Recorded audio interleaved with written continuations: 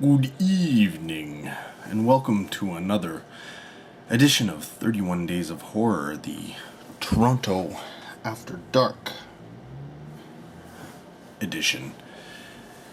Yeah, it's Tuesday. Normally it would be cheap movie night, but I was at a film festival. And today, honestly, I think so far this would be my favorite day of the festival. Both films were good. Good. I mean, they weren't perfect, but they were good. And I enjoyed both of them. To start off the night was a film that most of you will likely be able to, and you know what, if you're watching this into the genre, you'll be able to see it, whether you get it in theaters or on video on demand or Blu-ray. That's up to you, and obviously the amount of release it gets. But the film in question is Last Days on Mars, starring Liev Schreiber and who else was in it? Elias Koteas, and I think there was some. Oh yeah, Olivia Williams was also in it. Essentially, it's zombies in space. Yeah, so they're on Mars. To give you a brief rundown, and they're looking for life, because that's what we would do if we went to another planet. We would just sit there forever until we found life or something. Because I'm sure there weren't any other experiments that you could do. But that was that was what they were there for. They were looking for life. And of course, they found it. And it turned them into zombies. Yep. It's 28 days later on Mars. So, the movie really doesn't take a long time trying to explain things. It's here we are on Mars, this is what we are doing, and go! And then, yeah, it's just non-stop shaky cam action, zombies, fighting, running for your life type stuff, in a closed space, and with little air and battery power. Yeah.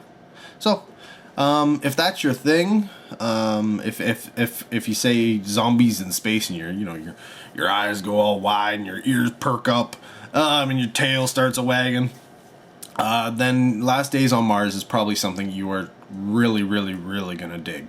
It's nothing amazing. It doesn't tread any new ground really, but it is a fun watch. It looks good, and yeah, the performances for what they need to be are decent. The second film is a little bit different. I believe it's a British. Yeah, I think they were both British films essentially. Though The Last Days on Mars, I believe, had multiple countries and companies involved in making it. But the other one is called The Machine. That was the late show, the 9 o'clock show. And it's directed by a man named Caradog James, who I have never heard of before. And the movie didn't even have a trailer before it showed today, which is odd. I will say this right off the bat. I'll give you a brief little synopsis. It's about a scientist who has a daughter with a debilitating mental ailment. So essentially, she can't function. She's alive, but she can't feed herself. She can't eat. She can't do anything. She's fed through a tube. and she can't think, she can't communicate. She's just essentially a vegetable, but a very, active vegetable. And he specializes in AI and robotics, and so he's working for the Department of Defense, and helping them to develop essentially robot soldiers, because there's now sort of a new Cold War between the Western powers and China.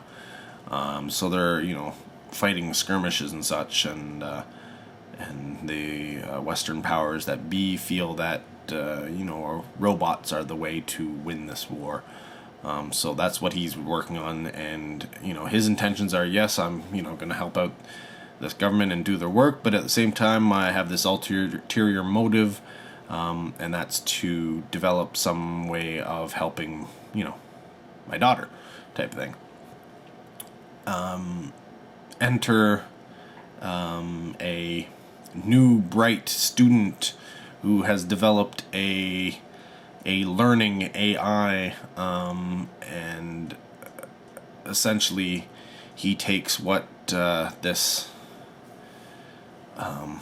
AI that's been started and is programming itself, and she joins the team, and he uses that and builds it into his quantum computer, eventually allowing it to learn, I guess, at a faster rate. He can map brains, and I don't know. There's a lot of stuff, and it does have a few holes in the film because of it. But essentially, it's just like well, I won't give anything away, but well, what do you expect? He's building robots, well, thinking robots for a defense department.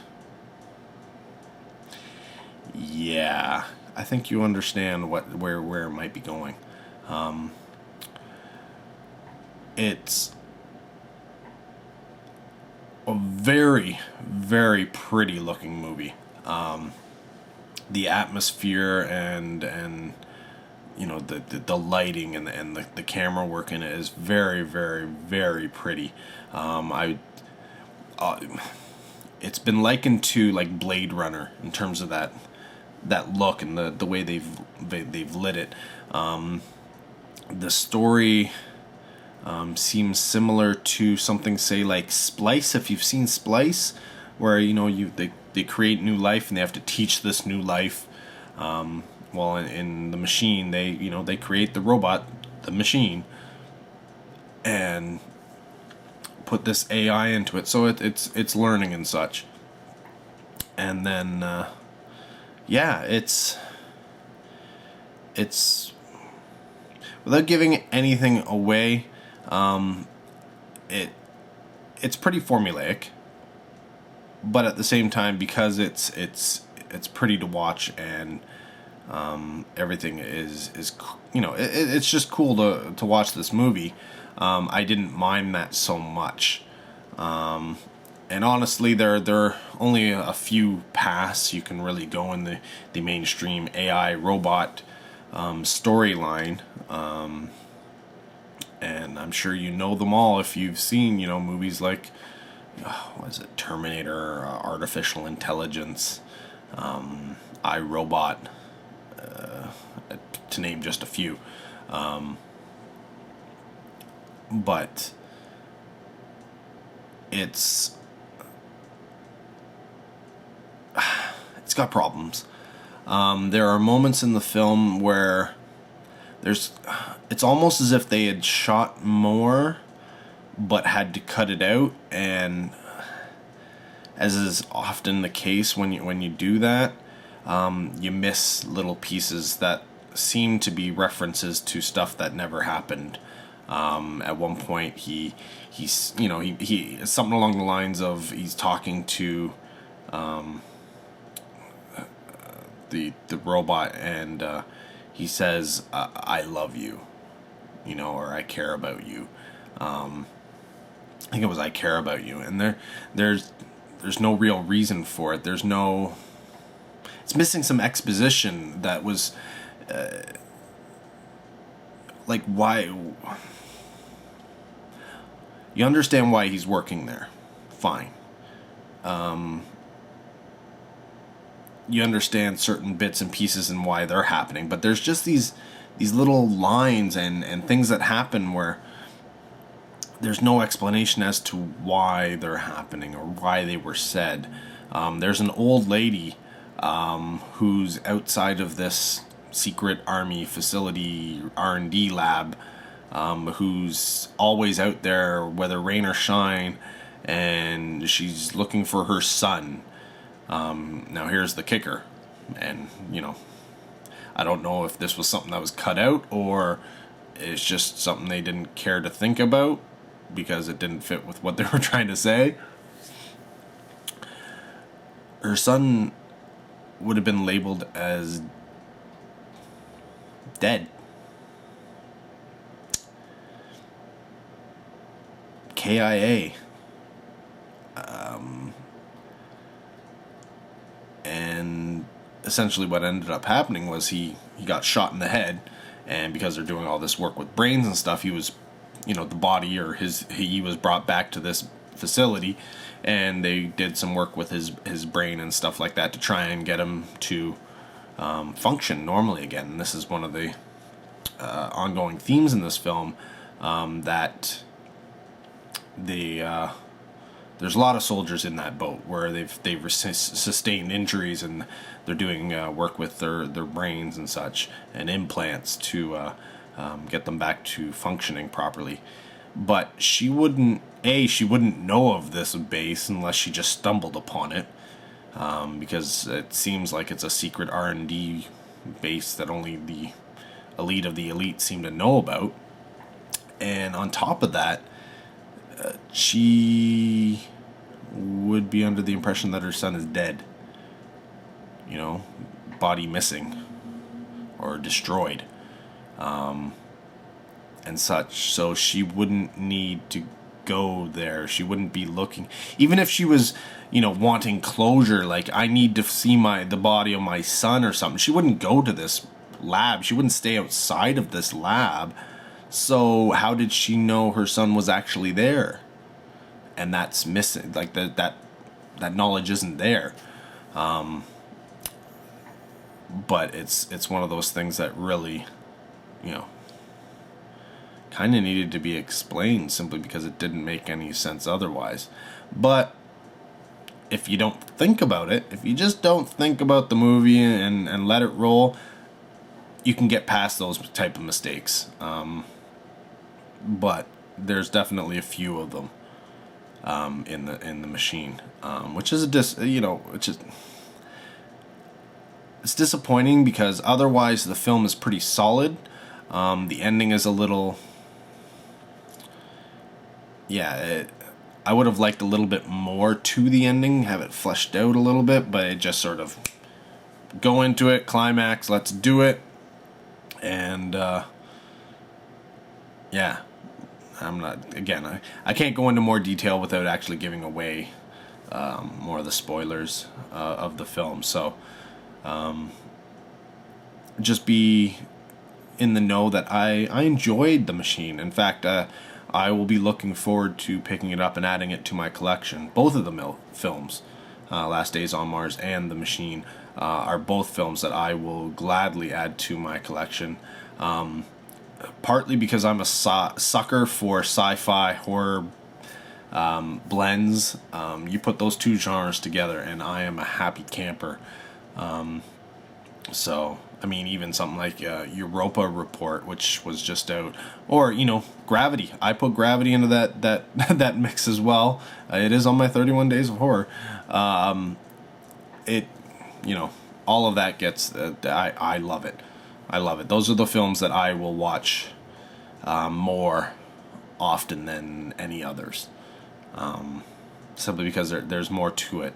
It's not just the story. It's not just the gore. It's not just the sex and the violence and stuff. There's an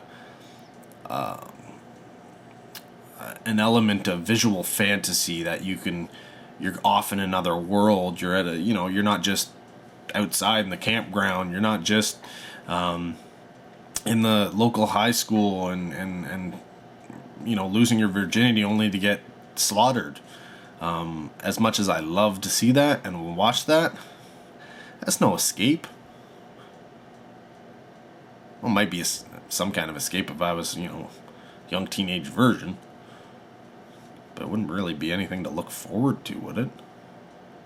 Short of the losing your virginity thing, but I don't know. If you are a young high school virgin and seeing, the virgin loses virginity and then get killed, if that is something that you find is a fantasy that just takes you away, why don't you post a comment down below in the doobly-doo? I'd love to know. Curious minds want to know. What can I say? But, yeah. So, yeah, if you really want to reel this sucker in, you put sci-fi and you put horror together, and bam, and I am there. So, yeah, that is this day of Toronto After Dark and my 31 Days of Horror. Last Days on Mars and The Machine.